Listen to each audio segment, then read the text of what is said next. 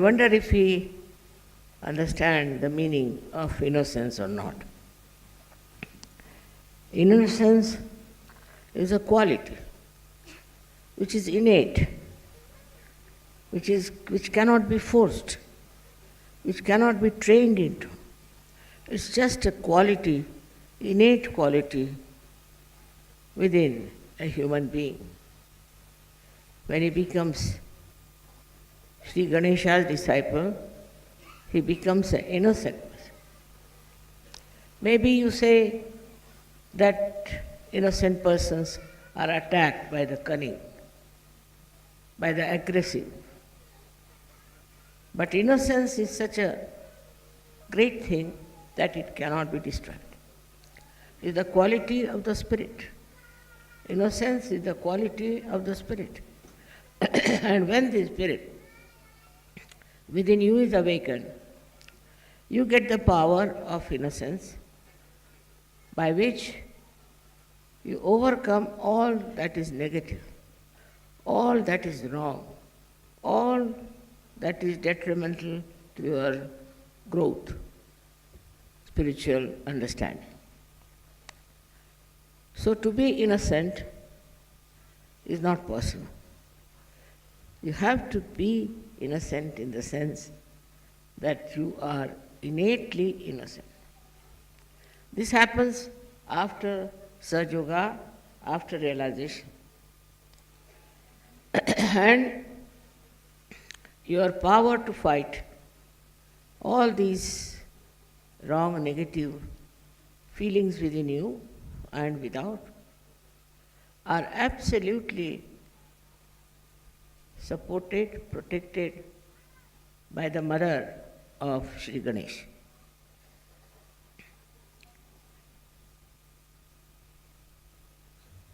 It's difficult these days to tell somebody about innocence.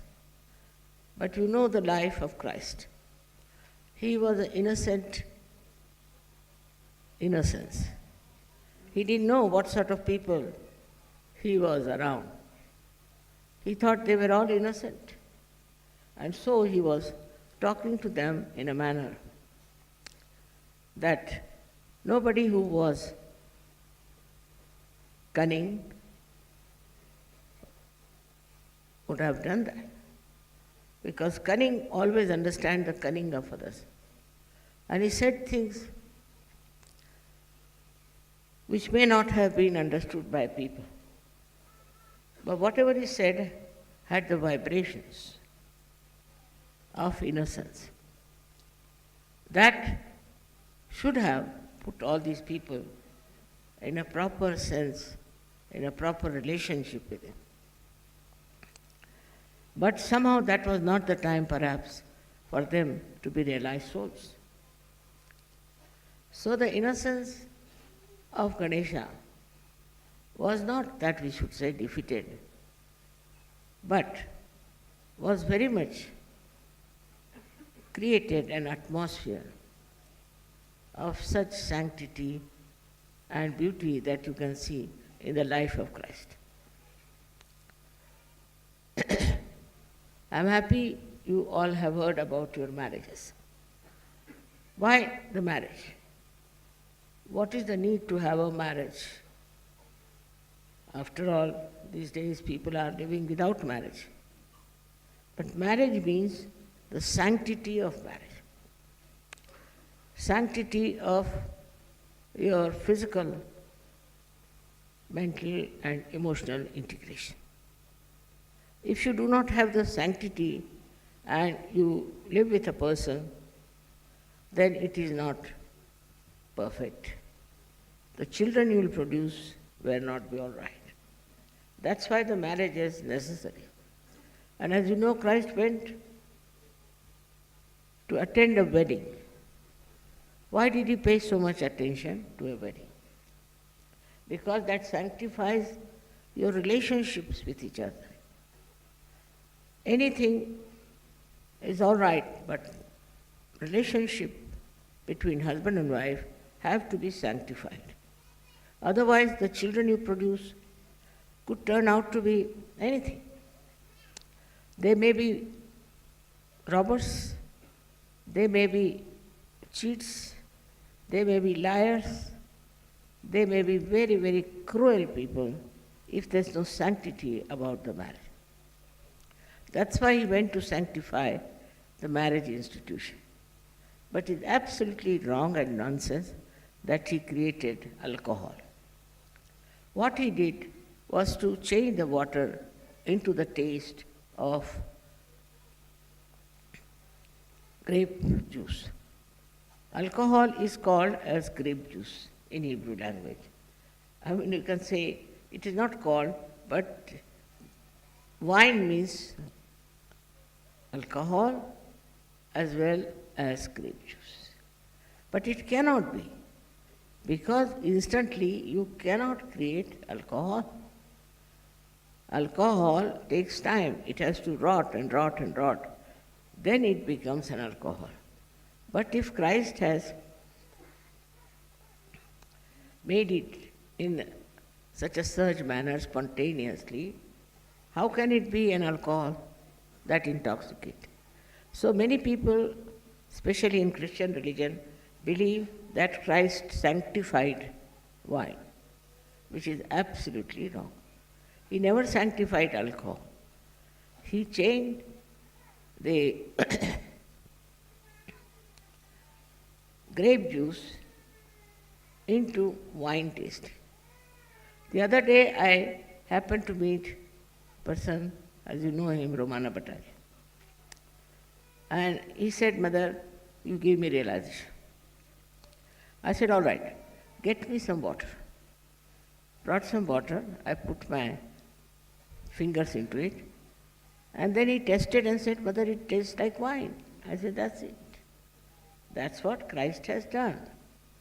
So there is no sanctity of alcohol. How can you expect Christ to do something like that, by which your awareness absolutely goes down? Those people who drink, are not normal people. Something goes wrong with their brains. When they drive, they create problems. When they are talking to somebody, you can make out that they are not normal. They try to be very aggressive. Sometimes they can be very passive also. Mostly they are very aggressive and very much behaving in a manner that doesn't behove a human being. So we must understand that this wine, so-called, which is being fermented for days together, is very wrong and against the spiritual life. All those countries where alcohol is accepted as a very sanctified thing are just going to dogs. It is against Sri Ganesh. It's against innocence. And so such a person can become very cunning, very shrewd, very dominating. All kinds of bad things can come through him. And one cannot trust a person who drinks and becomes a drunkard. He can get after his wife, his children, anybody, and try to destroy their lives because he knows he is himself destroyed. So the one thing one has to understand, innocence doesn't allow you to have anything like that that goes against your awareness. Your human awareness is very important. That must be respected. Anything that you take that spoils your awareness or spoils your health is all wrong, especially for surgeons. You have to keep your health all right. How do you keep your health all right? By avoiding all such things, those which destroy your health. So the married life is a sanctified life. Is a life which is being blessed. Now we have priests, but I would say in Sahaja Yoga, they are all blessed by me. So one should understand that this is a very big thing that we have got. But there are many I have known who come round saying, "Mother, we want a divorce. We are trying to make up a good marriage." All kinds of stories they tell. if you know it's a sanctified marriage, as a marriage which is being done under all the ceremonies of Sahaja, it cannot be a bad marriage. But if you are bad, nobody can help. If you have funny ideas about marriages, you should try to correct it. If you want to marry in Sahaja, then please see that you respect the sanctity of marriage. I know sometimes women can be bad, men can be bad, there can be problems. But a person who's wise will try to endure all that because she wants or he wants to respect the sanctity of marriage. This one is a very contradictory thing that which comes to that Christ was born without the marriage and Ganesha was also born without the marriage. They themselves are sanctity. They don't need any sanctity from outside. They are innocents. And for innocent people, they don't need any kind of a ritual or a kind of a ceremony. That's how they have been born, absolutely pure of innocence. But that doesn't mean that we should take their example into ourselves. They were divine personalities, and they were to be born like that, while we have to be sanctified and leading a sanctified life. This is a difference between an incarnation and a human being. It's easy to criticize incarnation. Very simple to criticize them. All incarnations have been criticized by human beings because human beings cannot understand them. But try to be really very pure and innocent, and then you will understand that why their lives were on a different line, different style.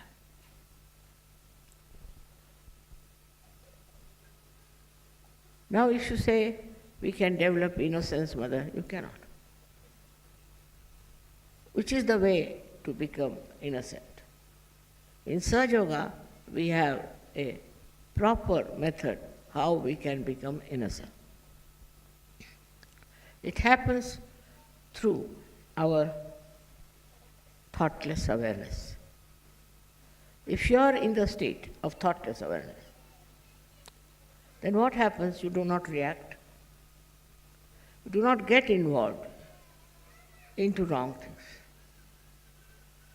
You do not get involved into any discussions, arguments, but you just watch, and the innocence within you rises beautifully like a lotus, rises out of a dirty pond. So whatever may be the circumstances, when you are in thoughtless awareness, you do not react. That is the sign of innocence. And people who do not react keep young. They will never show their age. They keep young. Because to react is not a very good thing, which makes you get involved into another person. But if you don't react, if you are just watching, you are a witness, then you don't get involved into anything. You are away from it. And that's how your innocence grows and you get very confident.